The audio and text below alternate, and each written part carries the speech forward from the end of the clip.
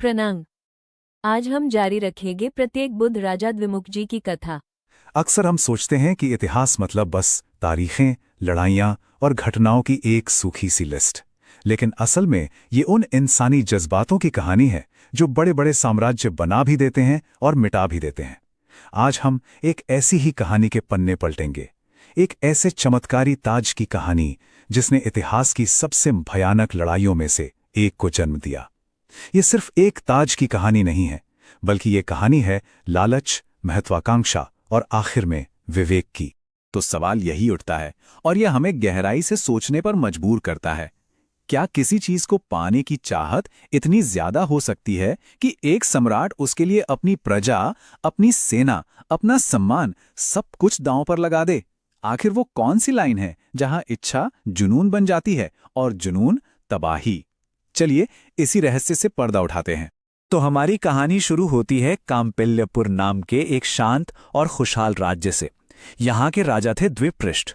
उन्हें जमीन में गड़ा हुआ एक बड़ा ही अद्भुत ताज मिला और इसकी खासियत ये थी कि इसे पहनते ही राजा के दो चेहरे दिखाई देने लगते थे, एक आगे और एक पीछे।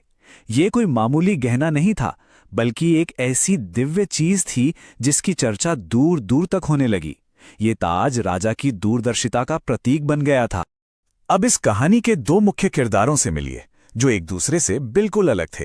एक तरफ थे राजा द्विपृष्ठ, एक नेक शासक जो अपने रहस्यमयी ताज के साथ संतुष्ट थे और अपनी प्रजा की भलाई में ही खुश रहते थे। और दूसरी ओर थे उज्जैनी के सम्राट चंडप्रद्योत, एक ऐसा राजा जिसका साम्राज्य बहुत विशाल था और जिसकी नजर हमेशा दुनिया की सबसे बेहतरीन और नायाब चीजों पर रहती थी। तो दो राजा, दो अलग सोच और उनके बीच एक ताज। कहते हैं ना, खबरें आग की तरह फैलती हैं, और उस जमाने में ये काम करते थे दूत। तो बस इसी तरह इस अनोखे ताज की खबर कांपल्यपुर की सीमाओं को पार करके शक्तिशाली राजा चंडप्रद्योत के कानों तक जा पहुंची। और ये सिर्फ एक खबर नहीं थी, ये एक चुनौती थी। अब ये जो सोच है ना, इस दुनिया में जो भी सबसे बेस्ट है वो मेरा होना चाहिए, यही इस पूरी कहानी की जड़ है। चंडप्रद्योत का यही मानना था कि दुनिया की हर नायाब चीज पर सिर्फ और सिर्फ उसका हक है। सच कहें तो ये आज के जमाने से कितना मिलता जुलता है ना? जहां हर कोई सबसे अच्छी चीज पाना चाहता है, चाहे कोई भी कीमत क्यों ना चुकानी पड़े। ये एक ऐसी भूख है जो कभी मिटती। और अपनी इसी सोच के साथ चंडप्रद्योत ने एक दूत के जरिए सीधी सीधी धमकी भिजवा दी। कोई बातचीत नहीं, कोई समझौता नहीं, सिर्फ एक मांग, या तो ताज मुझे दे दो या फिर जंग के लिए तैयार हो जाओ। ये एक राजा का दूसरे राजा को संदेश नहीं था, बल्कि एक सम्राट का ऐलान था कि उसकी इच्छा ही कानून है। लेकिन राजा द्विपृष्ठ भी कोई कच्चे खिलाड़ी नहीं थे। वो एक वीर होने के साथ साथ बहुत बुद्धिमान भी थे। उन्होंने ताकत का जवाब ताकत से नहीं, बल्कि अपनी बुद्धि से दिया। उन्होंने इस धमकी के जवाब में एक ऐसी शर्त रख दी जिसके बारे में चंडप्रद्योत ने कभी सपने में भी नहीं सोचा होगा। द्विपृष्ठ ने कहा, ठीक है, मैं ताज दे दूंगा, लेकिन बदले में मुझे चंडप्रद्योत की 4 सबसे कीमती चीजें चाहिए। और वो चीजें थीं उसका सबसे प्रिय हाथी अनलगिरी, उसका मशहूर रथ अग्निभीरु, उसका सबसे वफादार दूत लौहजंग और उसकी पटरानी शिवा। ये सिर्फ एक कीमत नहीं थी, ये चंडप्रद्योत के अहंकार पर सीधा वार था। बस अपनी रानी का नाम सुनते ही चंडप्रद्योत का सारा विवेक, सारा सब्र मानो क्रोध की आग में जलकर खाक हो गया। उसका गुस्सा 7वें आसमान पर पहुंच गया। उसने इसे अपने सम्मान पर हमला समझा और तुरंत अपनी विशाल सेना को युद्ध की तैयारी का हुक्म दे दिया। अब कहानी उस मोड़ पर आ गई थी जहां से वापसी का कोई रास्ता नहीं था। अब जरा चंडप्रद्योत की ताकत का अंदाजा लगाइए। 7 करोड़ पैदल सैनिक। जी हां, 7 करोड़। सोचकर देखिए, इंसानों का एक ऐसा समुद्र जहां तक नजर जाए सिर्फ सिर ही सिर। एक ऐसी सेना जो किसी भी राज्य को पल भर में कुचल सकती थी। और ये तो बस शुरुआत थी। इसके साथ थे 1 लाख लड़ाकू हाथी, मतलब उस जमाने के जिंदे जागते टैंक जिनके पैरों तले जमीन तक कांप जाती थी। ये किसी भी मजबूत से मजबूत दीवार को तोड़ने की ताकत रखते थे।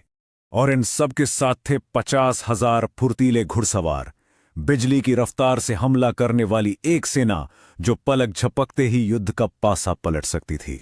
मतलब कुल मिलाकर एक ऐसी भयानक सेना काम्पिल्यापुर के दरवाजे पर आ खड़ी हुई थी, जिसके बारे में कहते थे कि जब वो एक साथ चलती थी ना, तो धरती तक कांप जाती थी।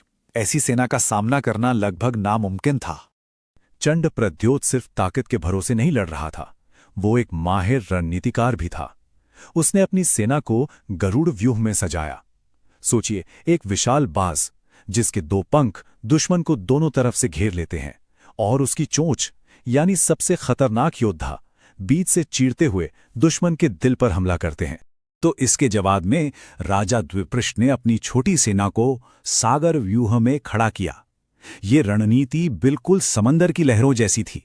जैसे एक लहर के बाद दूसरी लहर आती है, ठीक वैसे ही उनकी सेना की टुकड़ियां बिना रुके लगातार दुश्मन पर हमला करती रहती थीं, ताकि दुश्मन थक कर बिखर जाए।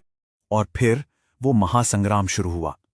मैदान में तलवारें ऐसे टकरा रही थीं कि उनकी चिंगारियों से रात में भी दिन जैसा उजाला हो गया था।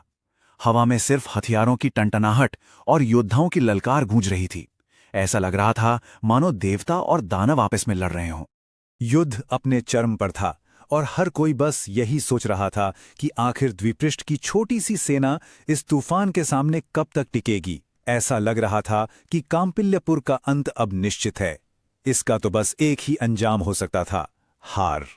लेकिन कहानी में असली मोड़ तो अब आना था। वो ताज, वो सिर्फ एक गहना नहीं था, उसमें एक ऐसी दिव्य शक्ति छिपी थी जो सब कुछ बदलने वाली थी।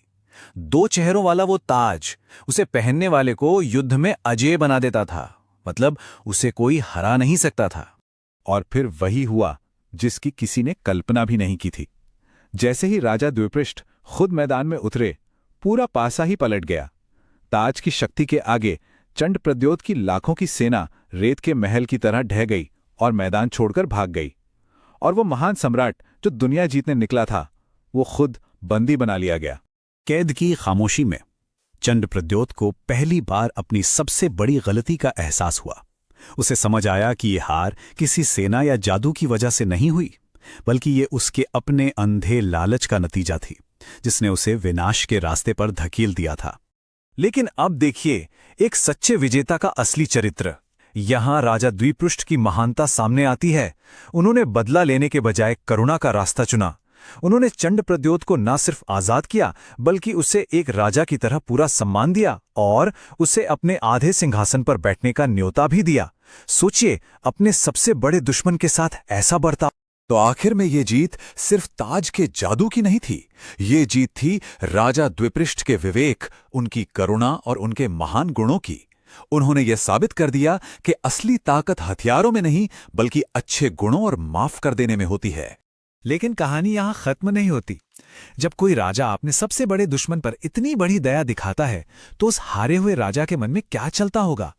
क्या चंड प्रद्योत के मन में अब शुक्रिया का भाव जागेगा, या फिर अपमान और बदले की एक नई और भी भयानक आग? इसका जवाब हमें अगली बार मिलेगा। जिन आज्ञा विरुद्ध कुछ भी कहा हो तो मिच्छामि दुक्कड़म। जय जिन शासन, जय Mahavir. Like, share and subscribe for more such videos.